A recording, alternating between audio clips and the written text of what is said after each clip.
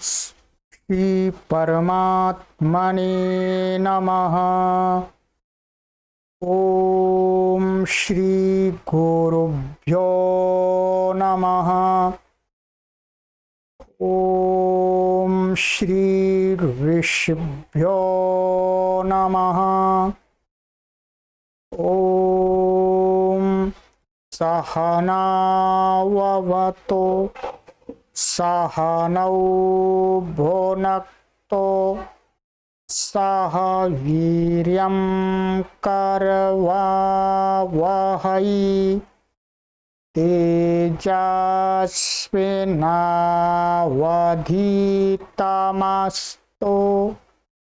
मा विद्विषावहै। ओम शांति शांति शांति। सर्वेभ्यो नमः। देववाणी संस्कृतम यूट्यूब चैनल में आप सभी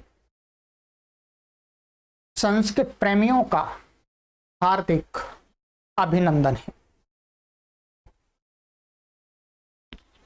मित्रों,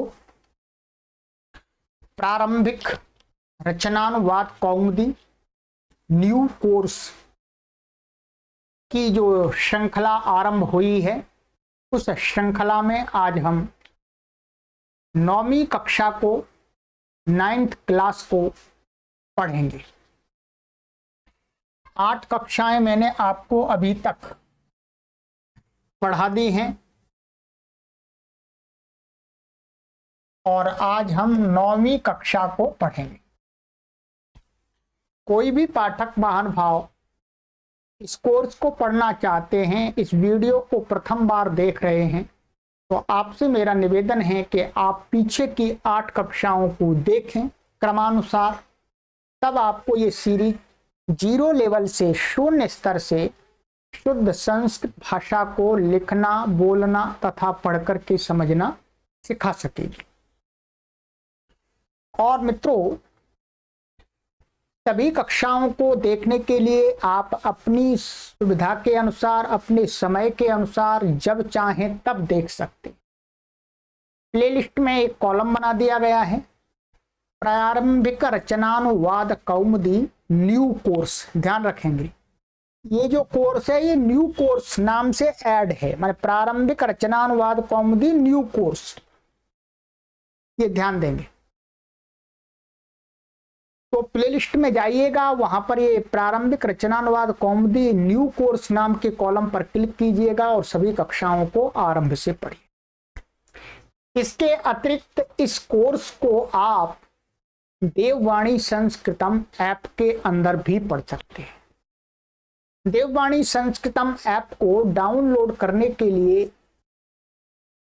वीडियो के डिस्क्रिप्शन में लिंक दिया गया है, उस लिंक पर क्लिक करेंगे तो आप प्ले स्टोर से देववाणी संस्कृतम ऐप को, जो नंबर 1 की ऐप है संस्कृत सिखाने के लिए, उसको डाउनलोड कर सकेंगे। उस ऐप के माध्यम से आप अपने लैपटॉप पर भी पढ़ सकते हैं, आप अपने कंप्यूटर पर भी पढ़ सकते हैं, आप अपने स्मार्टफोन में भी पढ़ सकते हैं, आप अपने एंड्रॉयड मोबाइल में भी पढ़ सकते हैं, और यूट्यूब पर आप पढ़ ही रहे हैं। ये हमारा निःशुल्क अभियान चल रहा है। हमारा लक्ष्य है कि हम प्रथम चरण में 1 करोड़ लोगों को संस्कृत भाषा से जोड़ें। चलिएगा मित्रों, तो 9वीं कक्षा को आज पढ़ते हैं। देववाणी संस्कृतम ट्रस्ट हरिद्वारम के द्वारा ये सभी कार्यक्रम संचालित होता है। ठीक है, चलिएगा। 0 लेवल से धारा प्रवाह शुद्ध संस्कृत लेखन और संभाषण सीखने हेतु एक कक्षा चलाई जा रही है। चलिए तो चलते हैं मित्रों। गत कक्षा में मैंने आपको कुछ पाणिनि शिक्षा के उच्चारण के जो सूत्र हैं वो पढ़ाए हैं। ध्यान रखेंगे, इन सूत्रों को अच्छी प्रकार से आपको पहले तो समझना है और फिर स्मरण भी कर लेना है। अधिक सूत्र नहीं है, थोड़े से सूत्र हैं, आज देखते हैं, 2-3 कक्षाओं में इनका हम समापन कर देंगे। ठीक है, तो इन सूत्रों को जो मैंने आपको पढ़ाए हैं, इन सूत्रों को पूरा आपको याद भी कर लेना है। समझा तो दिया ही मैंने, कॉपी पर लिख लीजिएगा। ठीक है, तो गत कक्षा में मैंने आपको सूत्र पढ़ाए थे, अकुह विसर्जनीयाः कंठ्याः। ठीक है, और दूसरा सूत्र था आपका इसी के साथ में, कई के साथ में, ङञ नमाः स्वस्थान नासिका स्थानाः। ये 11 नंबर का, ये आगे भी पढ़ेंगे। फिर इसके बाद में आपका दूसरा सूत्र था इच्छु यशास्तालव्याः। ठीक है, फिर तीसरा इसके साथ ये भी जुड़ेगा। फिर आपका तीसरा सूत्र था ऋतु रसा मूर्धन्याः।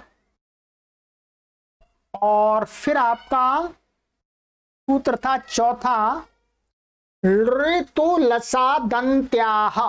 ठीक है, और फिर इसके बाद में आपको मैंने पढ़ाया था, पांचवा सूत्र था वकारो दंत्यौष्ठ्यः। इतने वर्णों का हमने उच्चारण सीख लिया। ठीक है, अब यहां से आगे के सूत्रों को पढ़ते हैं। पेन उठा लीजिएगा। ठीक है, और कॉपी भी आपके पास में होनी चाहिए, पेन अकेला क्या करेगा। ठीक है, चलिएगा। अब हमारा सूत्र है, संख्या है 6, लिखिएगा।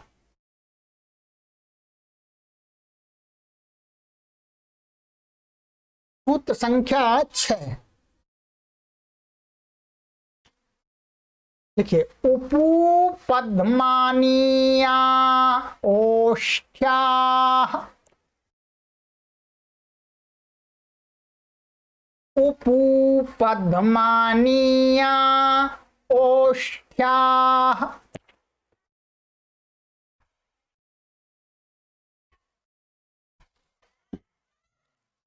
देखिएगा, इसमें है ये एक ऊ है, ऊ का अर्थ है ऊ वर्ण माने ह्रस्व दीर्घ प्लुत, तीनों आ जाएंगे। ठीक है, और यहां क्या है, पू और उपदमानी है। तो ये पू, पू का अर्थ होता है पा फा बा भा मा, 5 पा वर्ग। और उपदमानी आपको मैंने बताया था। ठीक है, उपदमानी आपको मैंने ऐसा बताया था, ऐसे करके चिन्ह होता है। ठीक है, तो ये आपको अभी बताऊंगा फिर। तो देखिएगा, इसका इनका स्थान क्या होता है, ओष्ठ। अर्थात इनमें सबसे अधिक बोलने की, इनकी क्रिया में सबसे अधिक ओष्ठ मूव का होते हैं। ठीक है, ओष्ठ ज्यादा क्रिया करते हैं। ठीक है, देखिएगा अर्थ देखिएगा, ये लिखा है ऊ ऊ ऊ ऊ, अर्थात पा फा बा भा मा। और उपधमानीय, उपधमानीय जो भी बताए, इनको ओष्ठ स्थान से उच्चारण करना शुद्ध है। माने इनका उच्चारण ओष्ठ से वास्तव में होता है, माने ओष्ठ से ही एकदम यहां पर दिखता है, जैसे ऊ ऊ ऊ, ओठ आपको मूव करते हुए दिख रहे हैं। इसी प्रकार से पा में पा, फा, बा, भा और म में क्या है, वो भी आ जाएगा जो आपको पहले पढ़ाया था हमने, न ञ ण नमाः स्वस्थान नासिका स्थाना। तो ओठ भी आएंगे और नासिका भी आएगी, म के उच्चारण म। आप देखते हो ओठ भी है और नासिका म। और उपधमानीय, उपधमानीय जो बताया मैंने आपको, ये उपधमानी है, ये है, ये उपधमानी है ये वाला। परंतु ये आपको सामान्य संस्कृत में प्रयोग करना ही नहीं है। इसका उच्चारण भी क्या है, ओष्ठ से होता है। ठीक है, और ये जो वर्ण है ये क्या है, अकेला प्रयोग नहीं होता, अकेला प्रयोग नहीं होता, ये किसी स्वर के पीछे ही होता है। ठीक है, बहुत सारे पाठक ऐसे विचार करेंगे कि इसका प्रयोग हमको देखने को मिले। आपको अवश्य देखने को मिलेगा, आप प्रयोग भी करेंगे, परंतु आप अभी बिल्कुल भी समर्थ नहीं है इस चीज को समझने के लिए। ये आपको तब समझ में आएगी, इसके उदाहरण आपको तब समझ में आएंगे जब आप 1 वर्ष संस्कृत भाषा को पढ़ेंगे तब। ठीक है, इसलिए आपको अभी इतना ही मात्र ध्यान रखना है कि उपदमानीय का स्थान महर्षि पाणिनि ने क्या बताया है, बोलो, ओठ। ठीक है, अब क्या हुआ, अब हुआ कि एक तो ये ऊ इन तीनों वर्णों का स्थान ओष्ठ है, और ये जो 5 वर्ण है प वर्ग, इनका स्थान क्या है, ओष्ठ, और इसमें ये पंचम अक्षर है, इसका स्थान ओष्ठ के साथ साथ में नासिका भी है। ठीक है, नासिका से भी उच्चारण करना है, और आपका ये उपदमानीय है, इसका उच्चारण भी ओष्ठ से किया जाता है। ठीक है, ये हो गया क्लियर आपका। अब आ जाइएगा,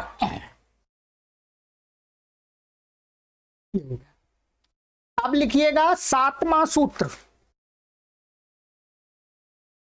7वां सूत्र है आपका जिह्वा मूलियो जिह्व्यः। हाँ लिखिए, जिह्वा मूलियो जिह्व्यः।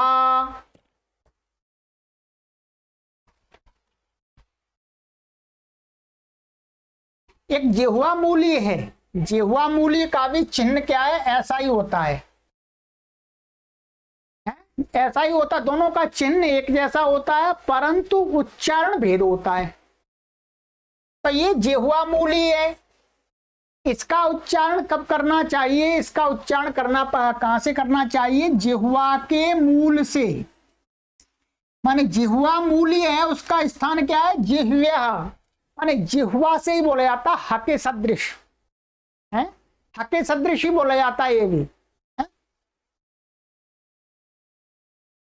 जिह्वा मूली को जिह्वा के मूल से उच्चारण करना चाहिए।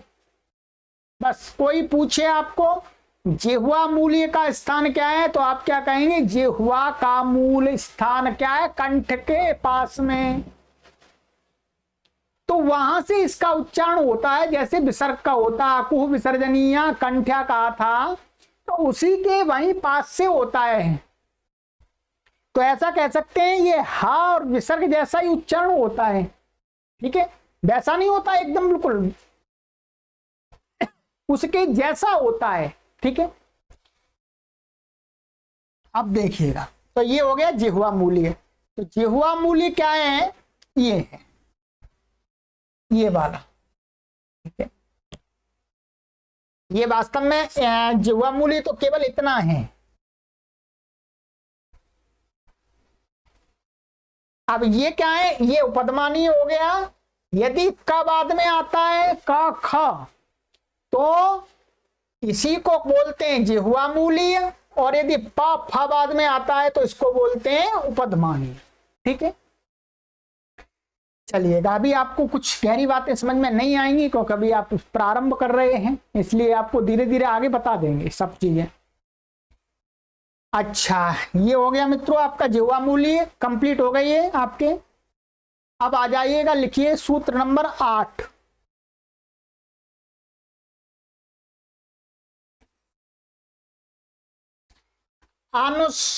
अनुस्वारयमान नासिक्याः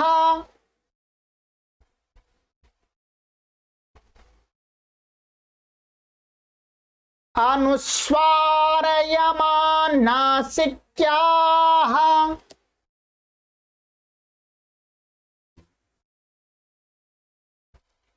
आप स्पष्ट देख रहे होंगे इसमें कि जो अनुस्वार है, अनुस्वार तो आप जानते ही हैं, अनुस्वार ऐसा होता है ये, और जो यम है आपके 4 यम हैं, कुम कुम कुम, घूम, ये क्या है? यम है।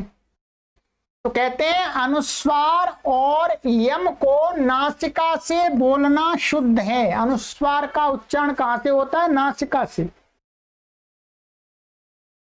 देखिएगा, ये है आपका अनुस्वार, ये है अनुस्वार आपका। ये हमेशा किसी स्वर के बाद में प्रयोग होता है, ठीक है? क्या? स्वर के बाद में प्रयोग होता है। जैसे रामं गच्छति, ये संस्कृत में ही प्रयोग होगा, ध्यान देंगे। रामं गच्छति, अनुस्वार बोलना है, नासिका से बोलना अनुस्वार को। चलिएगा, अनुस्वार। और आपके ये 4 यम हैं, ये आप यम देख रहे हैं, ये 4 यम हैं जिनका प्रयोग आपको अभी नहीं करना, वैदिक संस्कृति में करना है।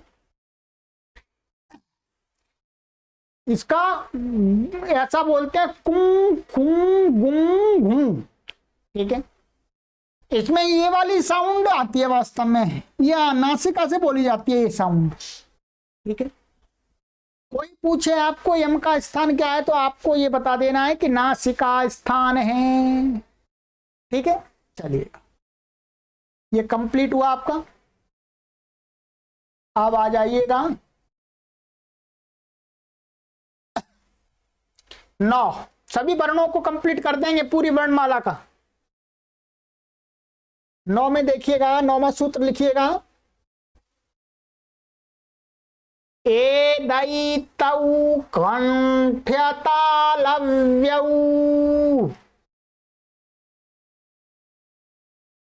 एदैतौ कंठ्यतालव्यौ।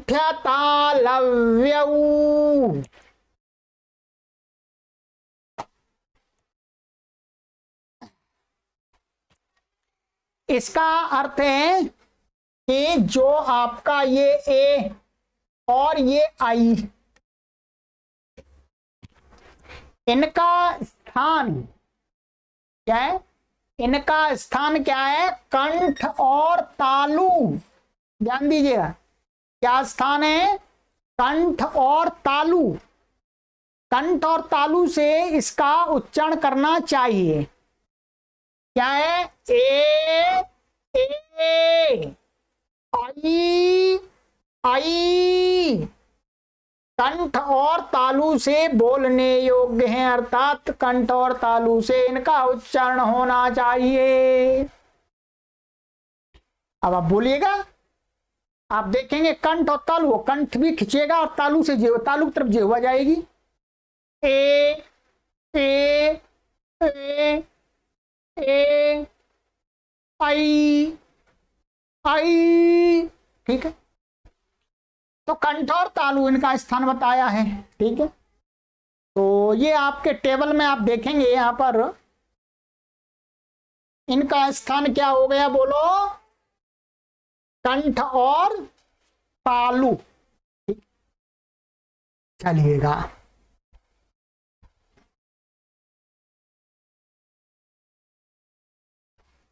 अब लिखिएगा 10वां सूत्र,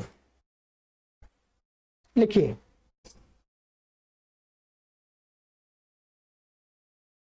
ओ दौ तौ कंठ्यौष्ठ्यौ,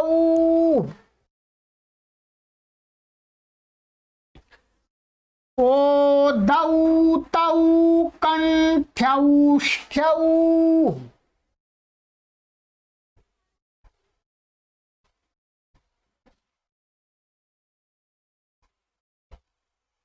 इसका अर्थ है कि ओ आऊ आऊ, इनको क्या है? कंठ और ओष्ठ से बोलना शुद्ध है। अर्थात इन ओ और आऊ को कहां से बोला जाना चाहिए? कंठ और ओष्ठ। देखते होंगे आप, ओ ओठ मूव कर रहे हो, कंठ भी आ रहा है। ओ आऊ आऊ, ठीक है? चलिएगा, ये आपका हो गया, टेबल में देख लीजिएगा। अब आपका देखिएगा ये भी कंप्लीट हो गया, ये कंप्लीट हो गया आपका। देखिए अब आपका इनका उच्चारण स्थान बता दिया, इनका बता दिया, इनका बता दिया, इसका भी बता दिया, इसका भी बता दिया और इनका भी बता दिया, सभी स्वरों का स्थान बता दिया और कवर्ग का भी बता दिया, चवर्ग का भी, टवर्ग का भी, तवर्ग का भी, पवर्ग का भी स्थान बता दिया और य का भी बता दिया, र का भी, ल का भी, व का भी बता दिया और श, सा, हा इनका भी बता दिया साथ में। और विसर्जनीय का पहले ही बता दिया आपको, विसर्जनीय कंठ्यानुस्वार का भी बता दिया और ये जिह्वामूलीय और ये उपदमानीय इसका भी बता दिया और ये 4 यम इनका भी स्थान बता दिया। केवल आपको मैंने अभी तक केवल 10 सूत्र बताए हैं और ये 11वां सूत्र है जो पढ़ा दिया, फिर पढ़ाऊंगा। 11 सूत्र में आपको सभी वर्णों का स्थान ज्ञात हो जाता है। 11 सूत्र आप याद कर लीजिएगा, मैं तो आपसे यही निवेदन करूंगा इन 11 सूत्रों को आप याद कर लीजिएगा। अगली कक्षा में मैं आपको सूत्रों का लगातार क्रम से भी स्मरण करा दूंगा, ठीक है, क्योंकि पक्के होने चाहिए। जब आप संस्कृत पढ़ रहे हैं तो आप उसमें मास्टर बनने चाहिए, मेरा ऐसा मानना है, ठीक है। ढुलमुल नहीं रहना है आपको, क्योंकि आप अपना समय लगाएं तो आप उसमें कुछ प्राप्त करें अच्छा। चलिएगा, अब एक सूत्र और है इसके साथ में, इसको पढ़िएगा, मैंने पहले शुरू में भी पढ़ा दिया था आपको, फिर पढ़ाऊंगा। 11वां सूत्र है, इसको आपको लिखा दिया था, लिखने की आवश्यकता नहीं है अब। ज्ञान नमः स्वस्थान नासिका स्थानाः, अर्थात ये पांचों वर्गों के पंचम अक्षर हैं। ज्ञान नमा 5 अंत में आते हैं। ये कवर्ग का है, ये चवर्ग का है, ये टवर्ग का है, नव तवर्ग का है, ये पवर्ग का है अंतिम। इसके बारे में महर्षि पाणिनि ने ये बताया है कि इनका अपना अपना स्थान बता दिया सबका। कवर्ग का बता दिया, चवर्ग का बता दिया, टवर्ग का बता दिया, तवर्ग का और पवर्ग का। परंतु कहते हैं जो अंतिम अक्षर होते हैं इनमें नासिका का सहयोग और लेना पड़ता है। स्वस्थान माने अपना इनका स्थान है जो है, उसके साथ में नासिका स्थान भी इनके उच्चारण में सहयोग लिया जाता है। ये मैंने आपको साथ साथ पढ़ा दिया है, ठीक है। चलिएगा, तो ये तो आपका हो गया मित्रों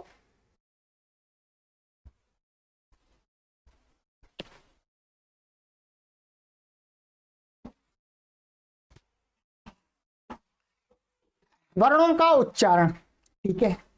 अब इसके अंदर कुछ विशेष बातें उनको भी आज ही कंप्लीट कर देते हैं और फिर आगे इस कक्षा में आपको हम कंप्लीट करते हैं। फिर अगली कक्षा में आपका हम अभी तक जो भी मैंने पढ़ाया उसका रिवाइज करा देंगे, फिर आपका एग्जाम हो जाएगा, फिर आपका उत्तर पत्रिका आ जाएगी, आंसर शीट, फिर आपकी कक्षा चल पड़ेगी पूरी, ठीक है। चलिए अब सूत्र लिखिए 12वां सूत्र लिख लीजिएगा।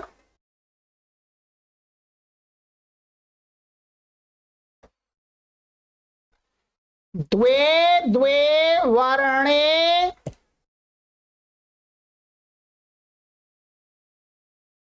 संध्यक्षराणामारंभके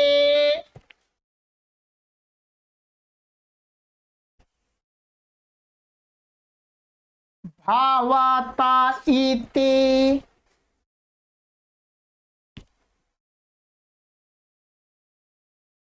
इसका अर्थ है जो हमारे स्वर हैं, स्वर उनमें से कुछ स्वर ऐसे हैं जो उनको संध्यक्षर बोलते हैं।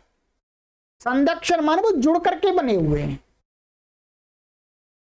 तो कहते हैं जो संध्यक्षर होते हैं, संध्यक्षर कौन कौन से, ये वाले संध्यक्षर हैं, ध्यान देंगे क्या है, ये वाले संध्यक्षर हैं। इसके साथ में प्लुत और जुड़ जाएगा चारों के साथ में, ठीक है। प्लुत अपने आप जोड़ लीजिएगा, प्लुत भी जुड़ेगा इनके साथ में, ठीक है। ये 4 और 4 8, ये 8 वर्ण कैसे हैं? इनको संध्यक्षर बोलते हैं। ये आपको लग रहा है ये एक एक वर्ण है, वास्तव में दो वर्णों की ध्वनि इसमें मिली हुई है। ये संध्यक्षर का मतलब ये है इन वर्णों में दो वर्णों की ध्वनि मिली हुई है, दो वर्णों की ध्वनि से ये बने हुए हैं। आप इसको तोड़ नहीं सकते, परंतु इन वर्णों के उच्चारण में दो वर्णों की ध्वनि सुनाई देती है, इसलिए इनको बोलते हैं संध्यक्षर। संधि माने जुड़ करके बने हुए हैं, है तो ये स्वतंत्र जुड़ करके, पर ये कहने का ढंग है, ठीक है। संध्यक्षर अर्थात ये वर्ण है आपके ए आई ओ औ औ हैं। इनमें दो दो वर्ण मिले होते हैं। मैं बता दूंगा कौन कौन से मिले हैं किस किस में। ये देखिएगा, ये आ अथवा आ प्लस ई अथवा ई, कोई भी मिला लीजिएगा, चाहे आप ये मिला लीजिएगा, चाहे आप ये मिला लीजिएगा, चाहे आप ये मिला लीजिएगा दोनों, अथवा आप चाहे ये दोनों मिला लीजिएगा।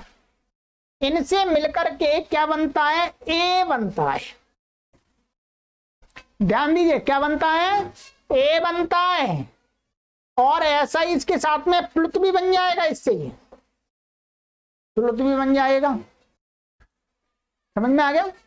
चाहे ह्रस्व आ ह्रस्व ई मिल जाए तो भी ए बन जाएगा, ह्रस्व आ और दीर्घ ई मिल जाए तो भी ए बन जाएगा, और दीर्घ आ ह्रस्व ई मिल जाए तो भी ए बन जाएगा, और दीर्घ आ दीर्घ ई मिल जाए तो भी ए बन जाएगा। अर्थात आपने देखा होगा जो भी मैंने पढ़ाया था कि ए के उच्चारण में कौन कौन सी ध्वनि थी, कौन कौन सा स्थान था? कंठ और तालु। क्या था? कंठ और तालु स्थान बताया था एक। और इसमें आप कहेंगे इन दोनों का स्थान क्या है? कंठ। और इन दोनों का स्थान क्या है? तालु। पीछे लिखा दिया है, सारा पढ़ा दिया है। तो जब इनसे दोनों से मिलकर के बनता है तो इसके अंदर दोनों स्थान होते हैं, कंठ और तालु। इसलिए कहा था कंठ और तालु ये आई का स्थान है। ठीक है, चलिएगा और देखिएगा।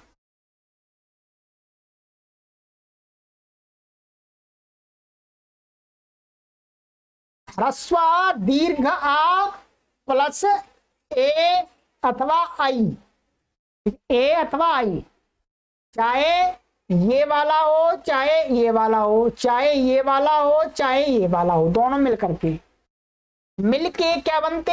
आई अथवा ये प्लुत आई, इनका निर्माण होता है। ठीक है, अब आप देखेंगे जब ये मिलकर के ये बना था तो इसमें स्थान क्या है? तालु है, तो यहां पर भी तालु स्थान रहेगा। और आ का स्थान क्या है? कंठ। क्या है? कंठ। तो जब ये मिलकर के बनेंगे तो इसका स्थान क्या होगा? इसका स्थान भी कंठ और तालु ही होगा, और इसका स्थान भी कंठ और तालु ही होगा। अर्थात इनको कंठ और तालु से इसलिए बताया है क्योंकि इनके अंदर दो दो वर्णों की ध्वनि है। ठीक है, इसी प्रकार से अब आ प्लस ऊ, जब इनको मिला देंगे, चाहे इसको मिला लीजिएगा, चाहे आप इसको मिला लीजिएगा, चाहे आप इसको मिला लीजिए, चाहे आप इसको मिला लीजिएगा, चाहे आप इसको मिला लीजिएगा, तो इनको मिलके क्या बनता है? ओ, और प्लुत भी बन जाता है इसका। ये बनते हैं। अब आप देखेंगे इसका स्थान क्या है? कंठ। और इन दोनों का स्थान क्या था? ओष्ठ। उपु पद्मानी या ओष्ठ्या। तो इसका मतलब ये जो ओ बना है और ओ बना है, इसका स्थान क्या होगा? कंठ और ओष्ठ, यही बताया था, कंठ्यौष्ठ्यौ।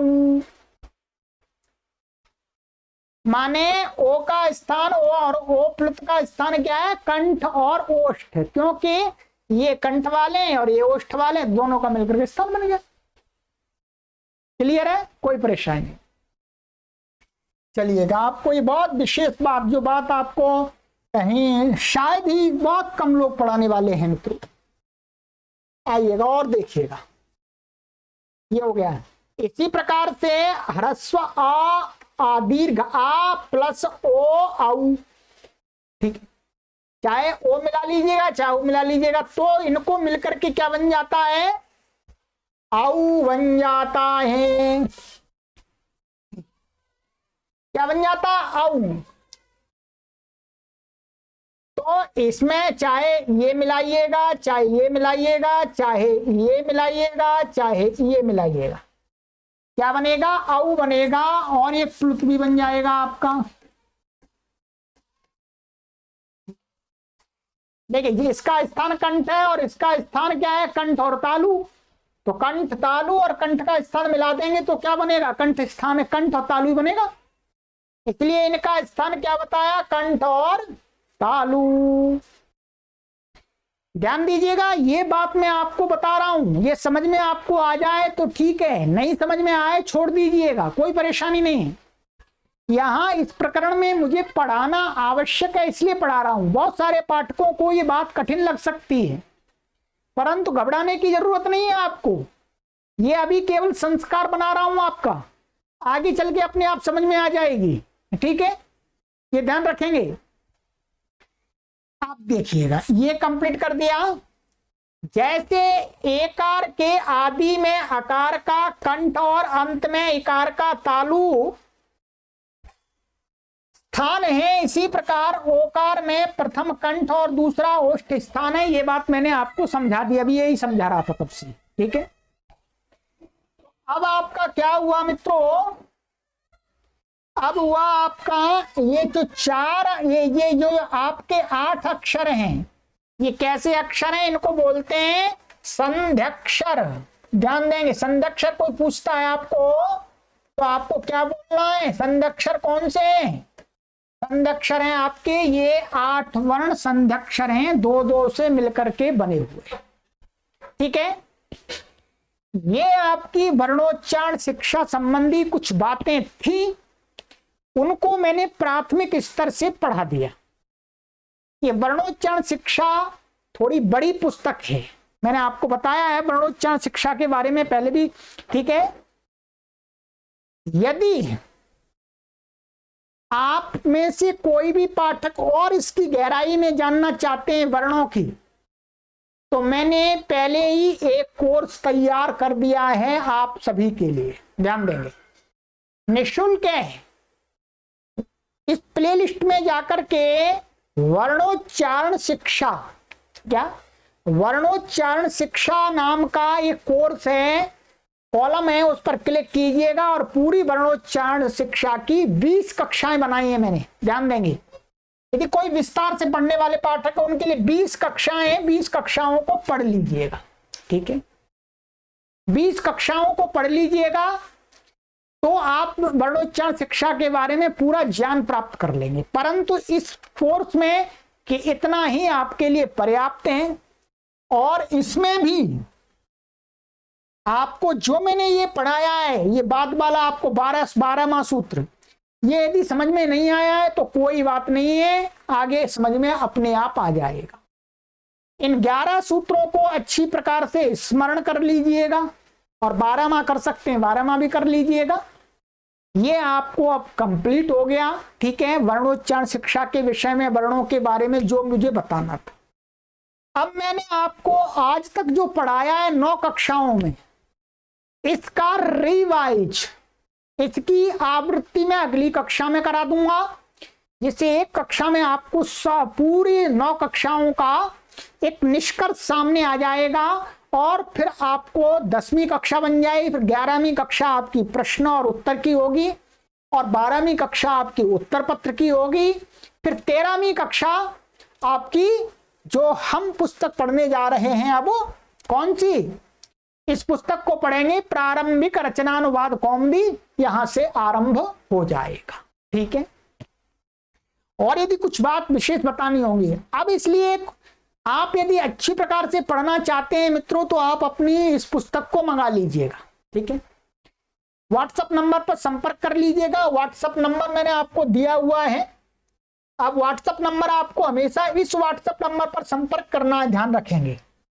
किस पर करना है संपर्क आपको, 8319694799, इस पर आपको संपर्क करना है। ठीक है, इस पर आपको संपर्क करना है, आपको 9582104261 पर नहीं करना है। ठीक, इस पर करना है। इस पर आप हमसे वर्णोच्चारण शिक्षा के लिंक भी ले सकते हैं। इस पुस्तक को कहां से प्राप्त कर सकते हैं, इसको भी आप लिंक ले सकते हैं। ठीक है, ये 3 पुस्तकें हैं। आप तीनों पुस्तकें मंगाना चाहें तो तीनों पुस्तकें मंगा सकते हैं यदि आपको आगे पढ़ना है तो।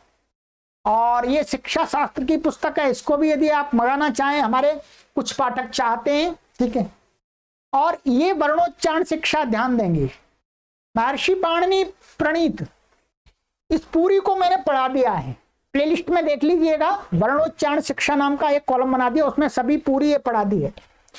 शायद इसकी पुस्तक की आपको खरीदने की आवश्यकता नहीं है, पुस्तक आपको वहां पर दिख रही है। ठीक है, चलिएगा, ध्यान देंगे। अब इस व्हाट्सएप नंबर की जगह, इस व्हाट्सएप नंबर की जगह आपको ये व्हाट्सएप नंबर अभी काम नहीं करेगा आगे। अब आपका व्हाट्सएप नंबर काम करेगा 8319694799, ये काम करेगा, ध्यान देंगे। यहां पर संपर्क करें सभी लोग, 8319694799, जो पट्टी पर चल रहा नंबर, ये नंबर केवल आप कॉल करके आप जानकारी प्राप्त कर सकते हैं। नंबर चालू है, व्हाट्सएप वहां पर नहीं चला रहे हैं, व्हाट्सएप अब इस नंबर पर चलेगा। कॉलिंग आप इस पर भी कर सकते हैं। ठीक है, ये 3 नंबर आपको दिए हैं।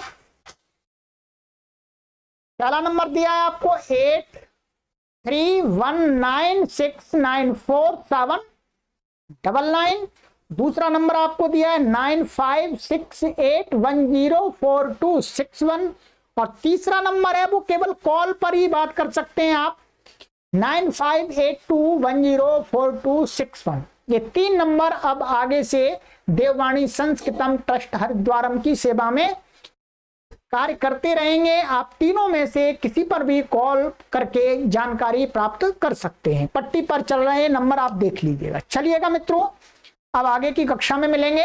ठीक है, धैर्य के साथ में पढ़ना है, आपको अच्छी प्रकार से पढ़ना है, समझ करके पढ़ना है, आपको शुद्ध पढ़ना है। ठीक है, चलिए, सर्वेभ्यो नमः।